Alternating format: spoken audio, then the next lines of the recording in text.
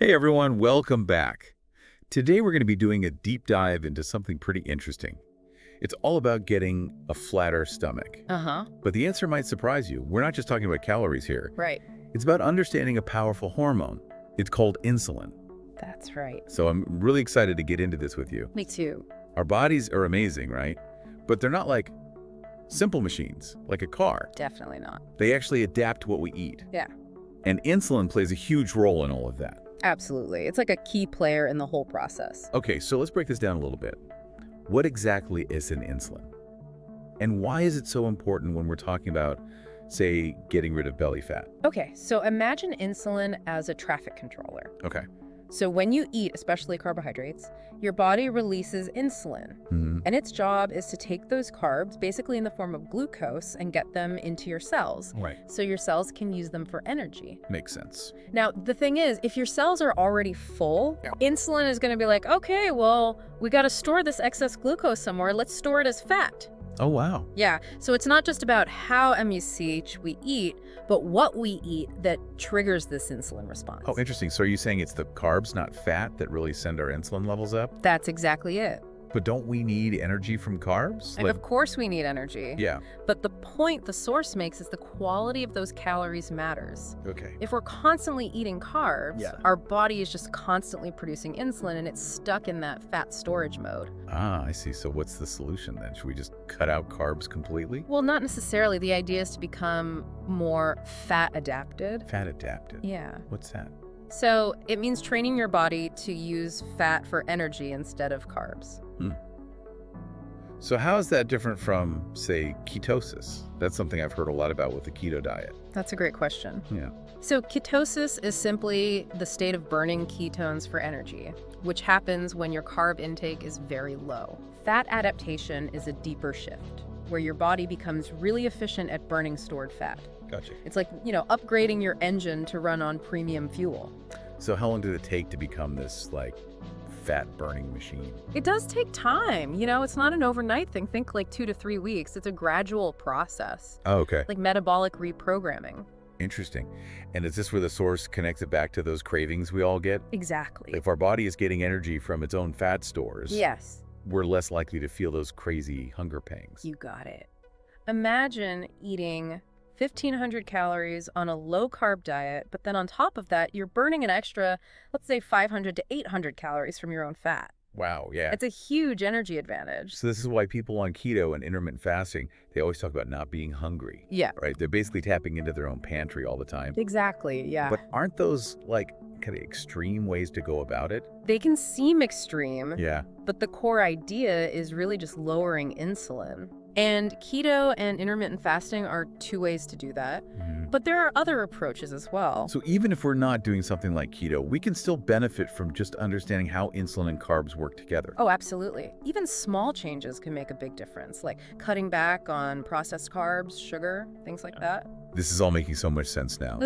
Good. But I'm curious, what about actually getting that tighter stomach? Right. I mean, we've talked about fat, but what about the muscles themselves? That's where the dead bug exercise comes in. The dead bug. Okay, that sounds interesting. It's designed to target those deep core muscles Uh-huh.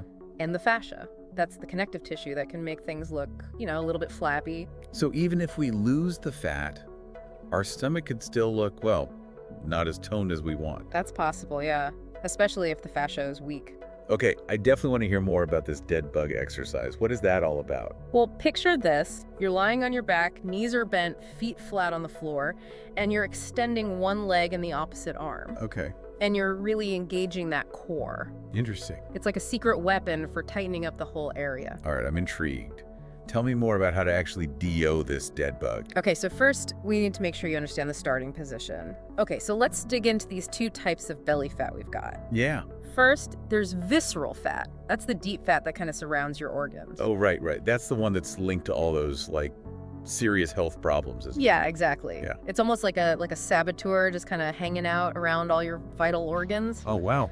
And then there's subcutaneous fat. Yeah. And that's the fat that's right under your skin. Okay. So that's the stuff you can pinch, Oh, yeah. And it's not as directly linked to those same health risks. So if we're trying to get that flatter stomach, we're really dealing with both of these types of fat then. That's right. And the good news is both can be reduced with diet and exercise. That's good. But there's another layer to this. Yeah. And it goes back to that fascia we talked about earlier. Oh, right, right. Remember, that's that connective tissue that can weaken and make things look a little, well, Flabby. flabby. Yeah. So even if we lose the fat, if our fascia is weak, our stomach might still not look as flat as we want. Precisely. Hmm. You can think of it like a deflated balloon. Okay. You know, even if it's empty, it still looks kind of saggy. Yeah, that makes sense. Right. Yeah. So how do we strengthen that fascia then? Is it the dead bug? Dead bug is great for it. Okay. It targets those deep core muscles, which help support the fascia. Uh-huh. But here's something interesting the source points out. Okay. Restrictive diets can actually backfire when it comes to fascia health. Why is that?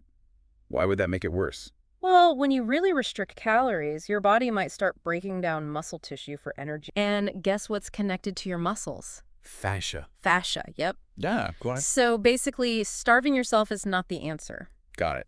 Noted. It's about working with your body, Yeah. not against it. Mm-hmm. So what the source suggests is reducing carbs to get that insulin down, doing some strength training, like the dead bug, Yeah. to build core strength, and making sure you're eating enough protein to support both muscle and fascia health. It's like a whole new way of thinking about fitness, you know? Oh, no, right. It's not just about losing weight. It's about strengthening these deeper muscles and taking care of the fascia. Exactly. Very cool. It's a more holistic approach to fitness. Yeah. So we've talked about insulin, fat adaptation, core strength, now fascia. What does this all actually mean for someone who's, really trying to get healthier and reach their fitness goals? You know, if we zoom out and look at the bigger picture here, it's Yeah. about understanding how your body reacts to different foods, Yeah. getting those hormones in check, and choosing exercises that actually work those deep, stabilizing muscles. Yeah. It's like we're giving everyone a whole new toolbox for reaching their goals. That's a great way to put it. It's so much more than just eat less, move more. Right. It's about understanding what's actually going on inside. Absolutely. It's about empowering yourself with the knowledge I love that. to understand how your body works on a deeper level. Before we wrap up this section, Yeah. anything else from the source that you think is super important for everyone to know?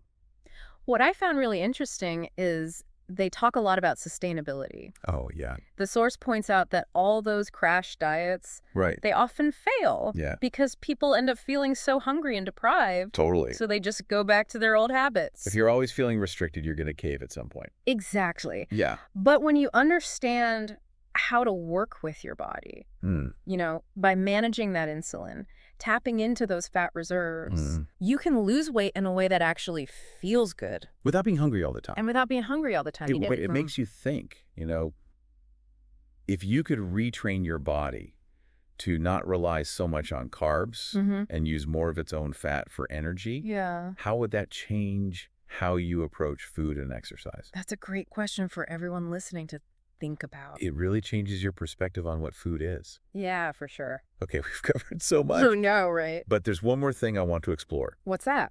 The dead bug itself. Okay, yeah. We talked about why it's so great, Mm-hmm.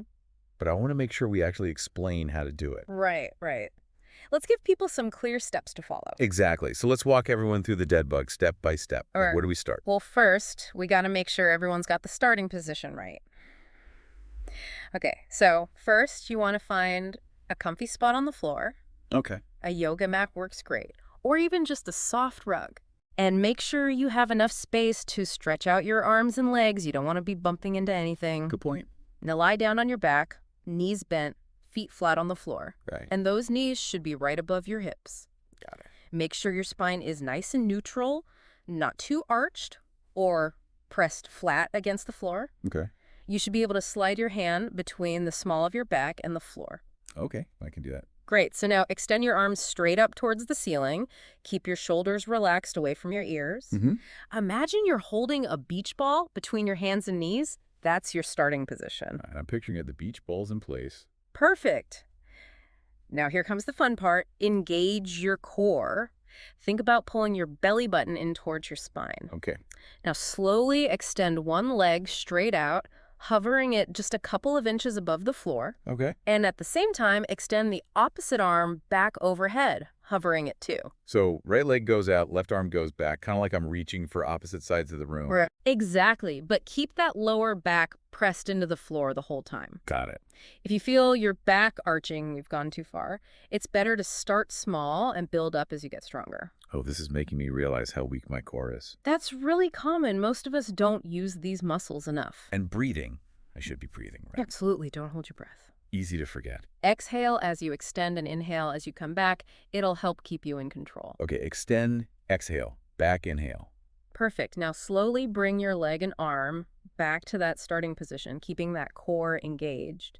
And repeat on the other side. So other leg and arm this time. So that's 1 rep. That's 1 rep. Okay. Slow and controlled is key here. It's not about speed. Right. Quality over quantity. Exactly. You want to feel those muscles working. Yeah. The source recommends aiming for 10 to 15 reps on each side and try to do this daily. So we've come a long way. We've gone from the science of insulin and fat adaptation to learning the dead bug exercise. It's been a journey. Who knew a little bug could be so helpful? It's amazing what we can achieve with small changes, like cutting back on carbs and adding in some targeted exercises. Yeah, it's all about understanding the connections. Right. How our food choices affect our hormones, how hormones affect fat storage, and how the right exercises can help us get where we want to be. Exactly. It's like a chain reaction.